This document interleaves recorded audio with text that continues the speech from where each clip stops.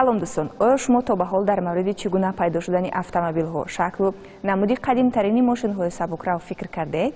Ягон бор фикр кардаед ки чӣ тавр як идеяи оддӣ ва ё шояд як орзуи кӯчак тавониста ки имрӯз дунёро дигаргуна кунад ва ба зиндагии мо ранг бубахшад, то ба ҳадде ки ҳаёти имрӯзаро бидуни он тасаввур кардан ғайриимкон бошад. Мегӯянд аввалин мошинҳо на мошинҳои боркаш ва на махсус барои ҳаракати одамон сохта шудааст. Шояд дастгоҳи чархдорро аввалин маротиба барои бофандагӣ ва кори дигар сохтаанд. Тасаввур кунед ки чанд сад сол пеш як муҳандиси боистеъдод кӯшиши ба ҳаракат даровардани чархаи оҳанинро кард ва аз он рӯз ба баъд марҳила ба марҳила чархаҳои ғайриоддӣ ҳаракат карданд ки ҳатто ба монанди ракетаҳои заминӣ ҳастанд ва шояд як рӯз дар тасаввури инсоният пайдо шуда наметавонист чунин намуди механизмҳо.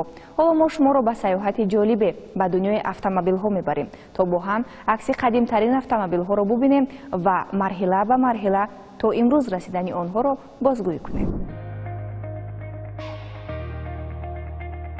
таърихи пайдоиши автомобилҳо хело ҷолиб аст. На танҳо ба хотири оне ки ҷаҳони муосирро бидуни он тасаввур кардан ғайриимкон аст, ба хотири оне ки нафари махсусе дар таърих қайд нашудааст ки автомобилро бо шакли имрӯзиаш тароҳӣ карда пешниҳод карда бошад. Он марҳила ба марҳила сурат гирифтааст ва ба чунин тарзу намуд омада расидааст. дар замони қадим воситаи ҳаракат барои роҳҳои дур ва ё кашонидани борҳо албатта ки чорпоён маҳсуб меёфтанд. барои зудтар расидан ва ҳаракати бо суръат доштан бошад, асб интихоби аввалин дараҷа буд. бори аввал баъд аз муддатҳо истифода аз чорпоён, амрикоиҳо ба пушти асб чоркунҷаи чӯбиеро васл карданд ки бештар барои кашонидани алаф ва дигар лавозимоти кишоварзӣ аз он истифода мекарданд. марҳилаҳои баъдӣ аробачаҳо буданд. аробачаҳо ки дар онҳо чарх васл гардида буд ки кори мардумро осонтар сохт, ки дар як вақт метавонистанд бо як аробача 2 то 4 нафар савор шуда ҳамзамон роҳи қулай барои кашонидани борҳо буд. ин аробачаҳо тахмин меравад ки соли 3500 пеш аз милод аввалин маротиба чунин аробачаҳо барои истифода ба мардум пешниҳод гардида буданд. то соли 1335 милодӣ ҷои қувваи аспҳоро чизи дигаре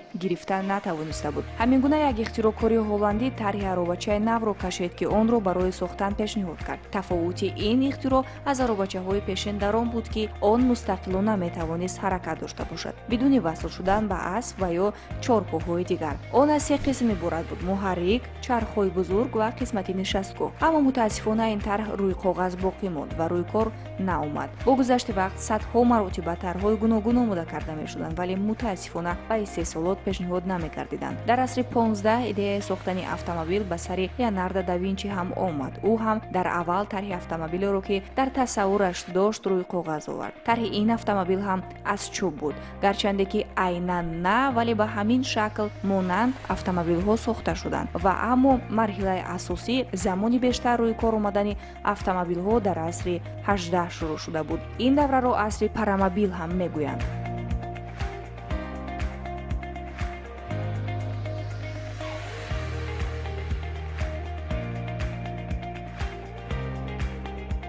пеш аз ҳама бояд зикр кард ки орзуи сохтани воситаи нақлиёти худгар ё худҳаракаткунанда ҳазорсолаҳо вуҷуд дошт. аммо танҳо дар асри 18 ва 19 бо пешрафти илми муҳандисӣ ин орзу тадриҷан ба воқеият табдил ёфт.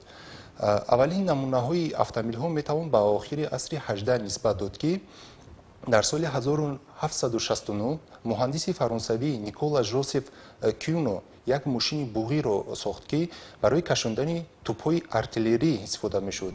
агар якчанд далелҳо ва фактҳое ки дар он солҳо бори аввал мавҷуд буданд суханронӣ бениҳоят ҷолиб аст.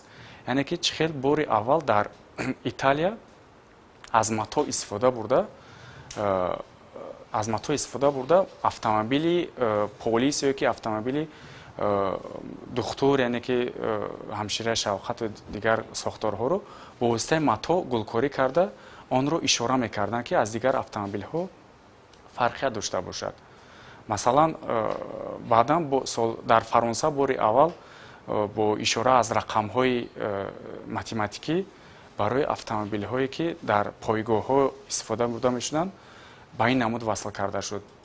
ва чӣ тавре ҳамагон медонанд, баъдан дар солҳои ҷанги бузурги ватанӣ автомобилро ҳамчун воситаи нақлиёт барои кашонидани афсарҳо, барои кашидани борҳое ки лозим буданд бениҳоят хуб истифода бурда мешуд.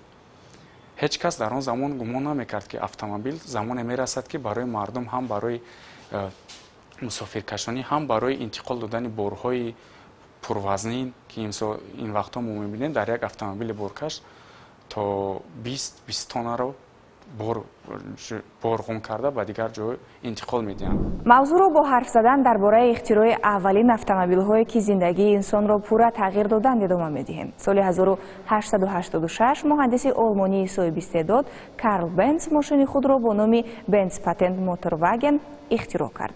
дар он замон аксар мардум бо мошинаҳо ва муҳаррикҳое ки сӯзишворӣ доштанд бовар намекарданд.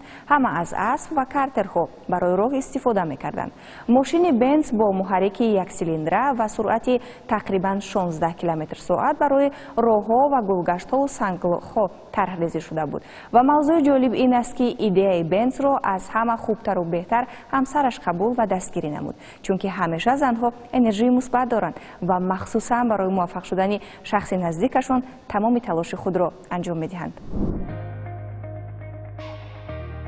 Карл Бенц муҳандис ва ихтироъкори олмонӣ ки дар шумори аввалин автомобилсозони муосир дар таърих исмаш сабт шудааст. Карл Бенц соли 1844 дар Олмон таваллуд шуда аз хурдӣ ба механика ва муҳандисӣ шавқ дошт. ӯ аз соли 1897 муҳаррикҳои газиро таҳия кард. идеяи автомобил аз ҳаваси бисёри ӯ ба велосипедҳо баромад. ӯ мехост як мошини беасп ки бо муҳаррик кор кунад бисозад. дар соли 1885 Бенц аввалин моделро сохт ки се чарх дошт. муҳаррики яксилиндрӣ бо қувваи 0,75 қувваи асп ва бо суръати максималии 16 км/соат. ин мошин соли 1886 патент гирифт ва ҳамчун аввалин автомобили ҳақиқӣ ҳисобида мешавад, чун барои истифодаи умумӣ ва бо муҳаррики дохилсӯз сохта шуда буд. ва акнун дар мавриди ҳамсари Карл Бенц.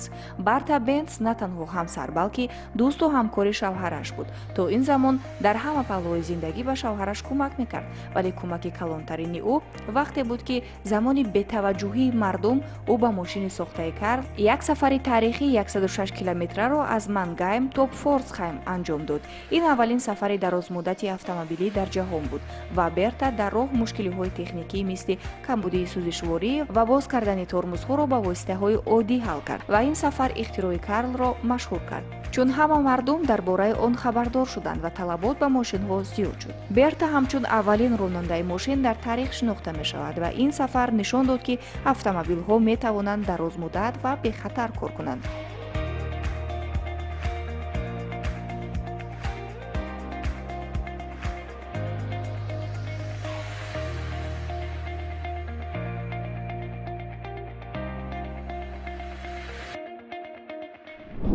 нақши Готлиб Даймлер ва Вилҳельм Майбах дигар муҳандисони олмонӣ низ дар рушди такомули муҳаррикҳои бензинӣ ва автомобилҳои муосир бузург аст. бо шурӯъ аз ибтидои асри 20 автомобилҳо ба як воситаи нақлиёти дастрас табдил ёфтанд.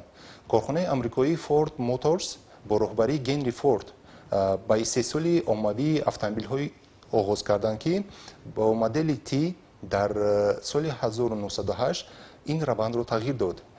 ин сабаб шуд ки мошин аз як лавозимоти нодир ба як ҷузъи рӯзмарраи ҳаёти инсон табдил ёфт. автомобилҳое ки бори аввал ихтироъ карда шуданд дар роҳравҳое ки барои аспҳо муайян карда шуд ҳаракат мекарданд, ки ин барои ҳаракат намудан бо суръати тез ва бо эътимод хеле хатарнок буд. бинобар ин автомобилҳои аввалин бо суръати 15-20 км/соат ҳаракат мекарданд ва онҳоро мардум танҳо барои саёҳат бори аввал истифода мебурданд ва барои коргарони ҳукуматӣ, яъне коргарони давлатӣ истифода бурда мешуд.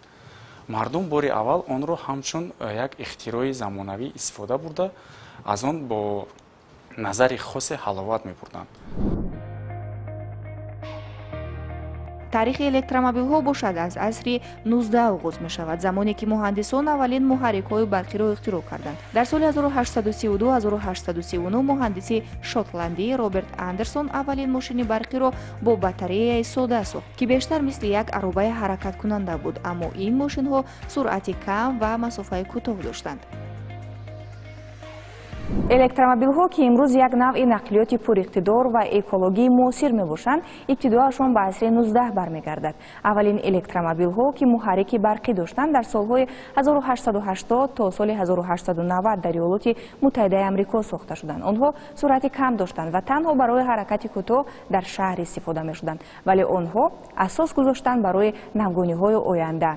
марҳилаи дуюм аз аввали асри 20 ба ворид шудани электромобилҳо ба муқобили мошинҳои бензинӣ оғоз гардид. дар он замон электромобилҳо ором, бидуни садо ва осон барои идоракунӣ буданд ва барои занон ва шаҳрнишинон хело маъқул буданд. аммо маҳдудияти батарея ва масофаи ҳаракат онҳоро аз рақобат бо мошинҳои бензинӣ маҳрум месохт. дар оғози асри 20 ба кашфи нафт ва арзонии бензин электромобилҳо камранг шуданд, аммо дар соли 1960-1970 бо афзоиши нигарониҳо аз ифлосшавӣ ва тамомшавии сӯзишвории хориҷӣ муҳандисон дубора ба ин идея баргаштанд. дар соли 1996 бошад ки Generator Motors EV1-ро муаррифӣ карданд, ки аввалин электромобили муосир бо батареяи муосир буд.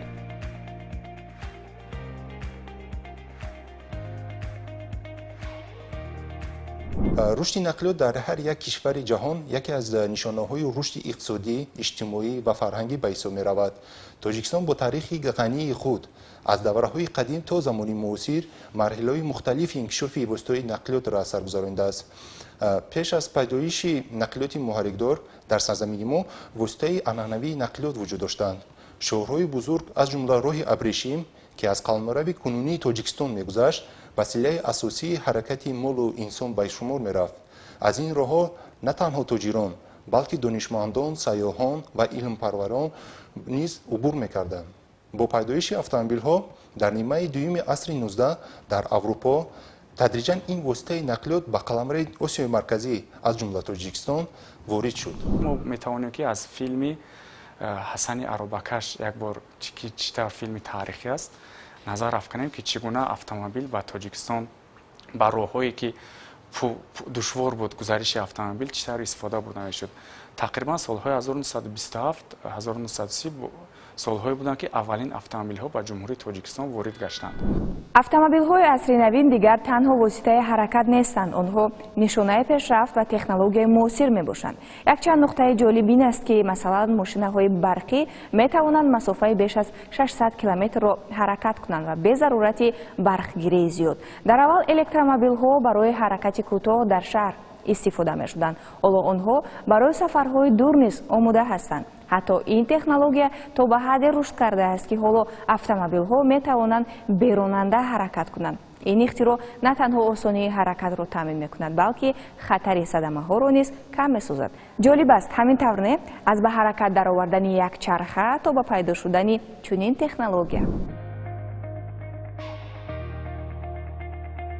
биёед якчанд машҳуртарин маркаҳои автомобилро номбар кунем, ки бо хусусиятҳои ҷолиби худ дар замони муосир хеле мавриди таваҷҷӯҳ буда дар ҷаҳон машҳуранд. Tesla навъи маъшҳури электромобилҳо ки бо моделҳои мисли Model S ва Cybertruck маъруф аст. Toyota бошад бо гибридҳояш машҳур аст, мисли Prius ки ифлосшавиро кам мекунад. BMW бо тарҳи замонавӣ ва электромобили A8 зебояш тарафдорони зиёд дорад. Volkswagen бошад бо AD4 ки як мошини барқӣ арзон ва боэътимод аст. дар тоҷикистон бошад ин маркаҳо рӯз то рӯз маъруфият меёбанд ва хусусан бо рушди инфраструктури барқӣ. як далели ҷолиби дигар, дар соли 2024 фурӯши электромобилҳо дар ҷаҳон шумораашон аз 10 миллион адад гузашт.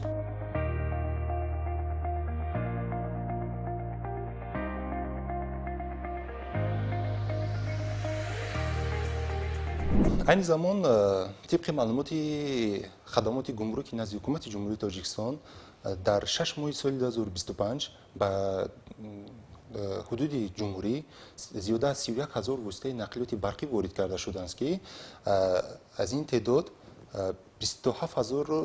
зиёда аз 27 000 электромобилҳо, яъне воситаи нақлиёти сабукрави барқӣ ворид кардааст, ки айни замон фаъолияти таксӣ доранд, яъне ба меҳмонону ва сокинони шаҳри Душанбе хидматрасонӣ карда истоданд. бартарии якум электромобилҳо ин кам таъсир расонидан ба муҳити зист мебошад ва камасраф буда از جهت اکولوژی تازه میباشند. جهت رشد نقلیات برقی از جانب وزارت نقلیات جمهوری تاجیکستان برنامه رشد نقلیات برقی در جمهوری تاجیکستان برای سالهای 2023-2028 تهیه گردیده است و در یکجایی با وزارت اداره‌های داخلدار کشور مورد عمل تطبیق قرار داده است که در آینده شماره وسایل نقلیات برقی زیاد شده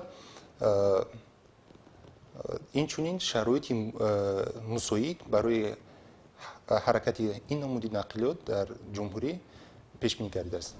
وزارت نقلیات و حکومت جمهوری تلاش دارند که برای باز هم بسیارتر در آوردن واسطه نقلیات اتومبیلی سالهای نو که هم برای مسافربر هم برای بارکش ضرورند بیشتر گردد و امروز با واسطه نقلیات اتومبیلی سبکروی که در شهر استفاده میشه، یعنی الکترومبیل ها با یک سیمای ظاهری خود هم فعالیت مسافرکشان مینمایند، هم سیمای ظاهری شهر رو با سیاحان خارجی پیشنهاد مینمایند که این هم یکی از پیشروی دولت و حکومت جمهوری تاجیکستان و خود جمهوری تاجیکستان به حساب می رود.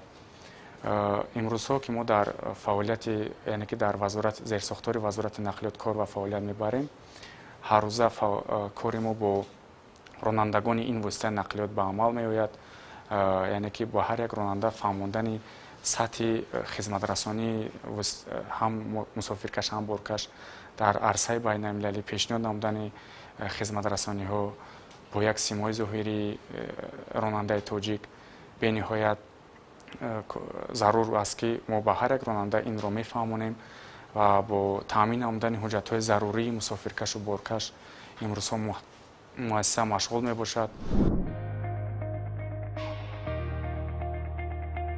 ماشинҳои ҳушманд бошанд як кашфиёти ғайриоддие ҳастанд ки на танҳо моро беронанда ба масирҳои гуногун мебаранд, балки ҳамзамон фикр мекунанд. мошинҳои ҳушманд бо технологияи муосир мисли AI, интеллекти сунъӣ ва сенсорҳо сохта шудаанд. ин технология дар тоҷикистон ҳам ояндаи наздик хоҳад омад.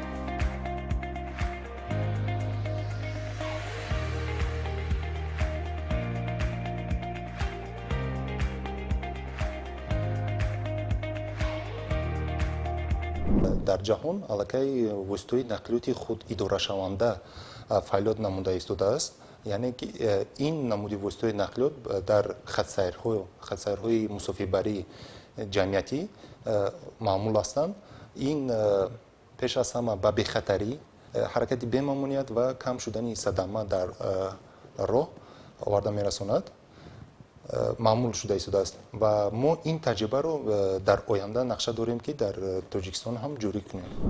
بر اساس کارکرد، توجه و فکر داشتن آینده بهتر، همه چیز همین گونه میتواند به خوبی و راحتی تغییر یابد. مثلا از یک چرخه عادی برسد تا به چنین شکل اتومبیل ها، انیخترش از اینجا تا به اینجا.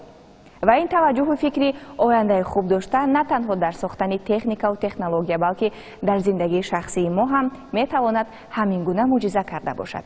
پس شاید از همین حالا با هم برای مناسبت‌های خوب، ساختن زندگی رنگین و زیبا و آینده روشن هم از جهت کاری و هم زندگی شخصی همین گونه مرحله به مرحله کوشش میکنیم. پس موفق باشید و از زینه بلندی که حالا قرار دارید به رشد بیشتر و بیشتر برسید. تا بازدید.